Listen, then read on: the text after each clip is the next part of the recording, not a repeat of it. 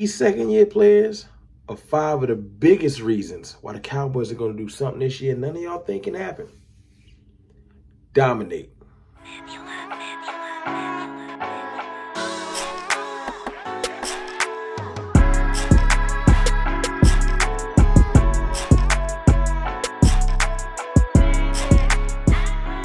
What's good, people? It's your boy, Mr. Rome. Cowboys fan talk. Right back like I never left. Before I go forward with anything today, I just want to salute everybody.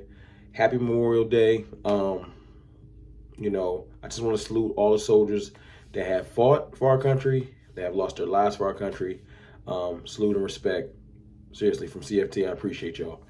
I want to talk about 5 players that are going to take the next step this year to help this team do something that none of y'all think has to be possible.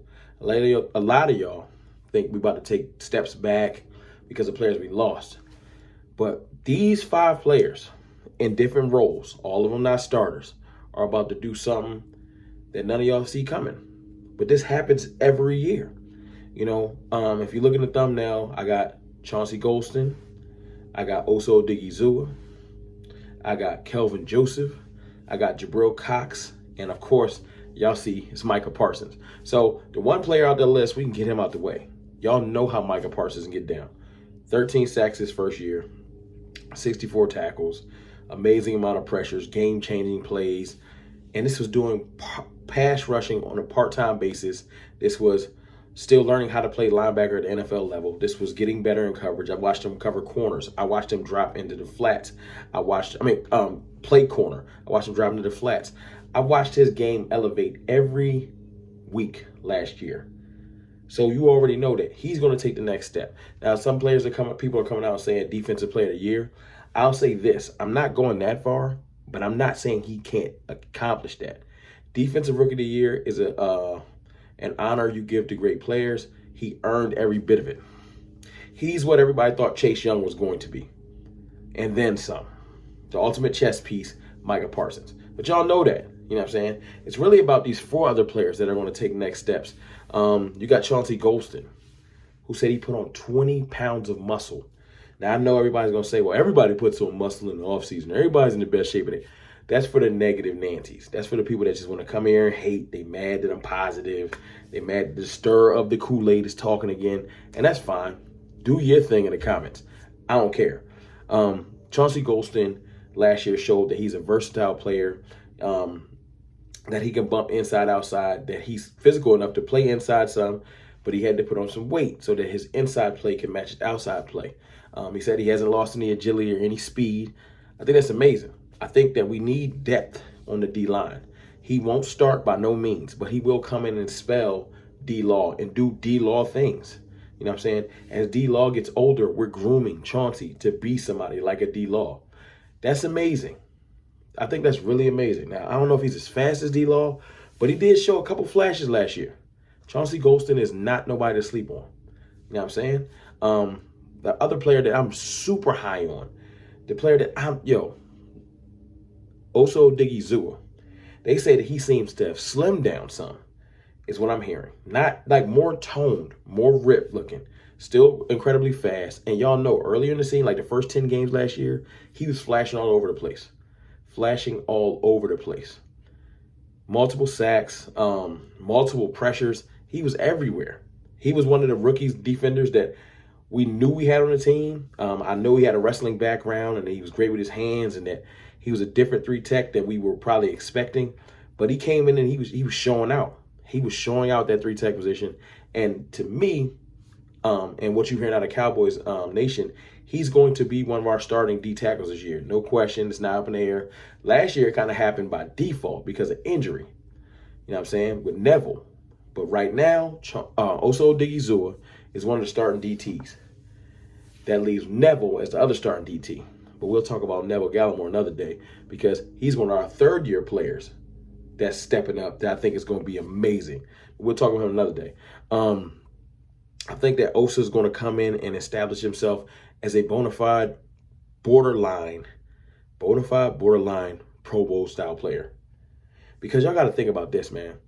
Cowboys Nation, before Trayvon Diggs was Trayvon Diggs, no one liked him. Remember his first year? People thought he was overrated. I was one of the people that was on his bandwagon. A lot of people thought that, we might have reached for him in the second round. You know what I'm saying? Before he was who he was, he had to go on that field and show and prove. When we drafted Micah Parsons, the fan base was split. I know we all love him now, but a lot of people was, we don't need another off-ball linebacker. What is he going to bring to the table? I remember that. Terrence Steele, undrafted free agent. I was beating the drum. Please don't play Terrence Steele. It's about to be over when Lyle Collins got suspended last year. He made the second year step. He worked with Duke Mayweather in the offseason. He stepped up so much that we got rid of Lyle Collins. That second year, as my boy Vaj Lombardi would say, that second year of peanut butter ain't no joke. That experience you gained from that first year, especially if you had some playing time, is leaps and bounds that next year. I'm telling you, Osa Odighizuwa is about to take a step towards being a borderline Pro Bowler, if not a Pro Bowler. Heard it here first. Heard it here first. Now, the wild card. Actually, before I get to the wild card, let's talk about my boy Jabril Cox. Jabril Cox flashed amazingly versus the Giants.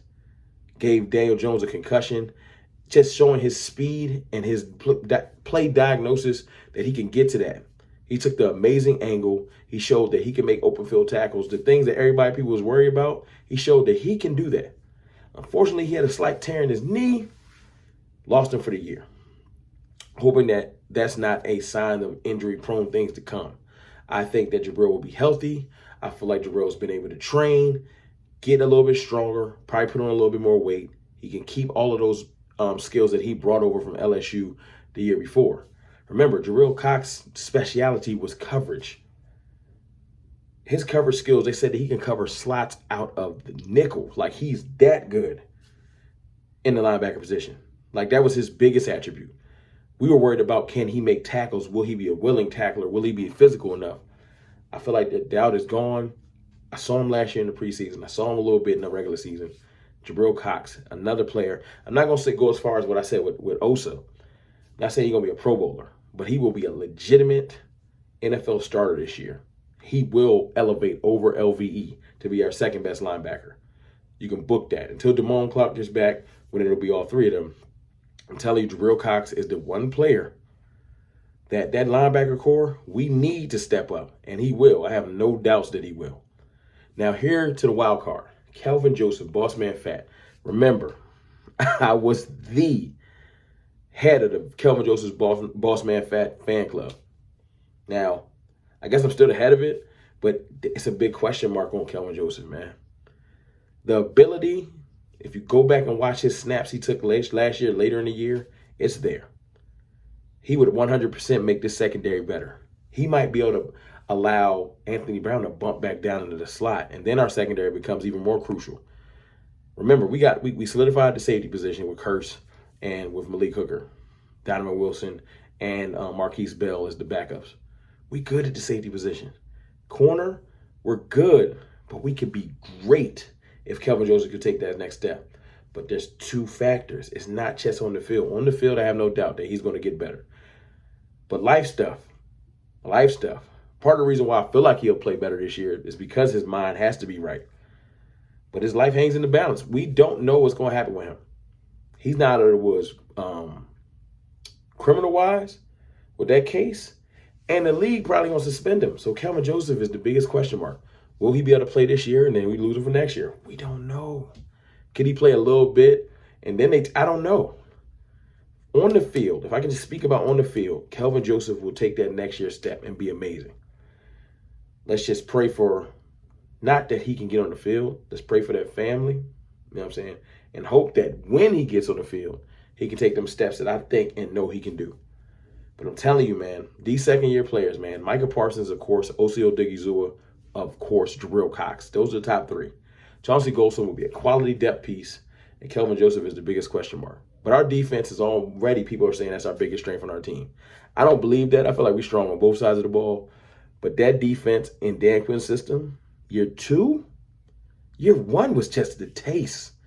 Year 2 is about to get crazy.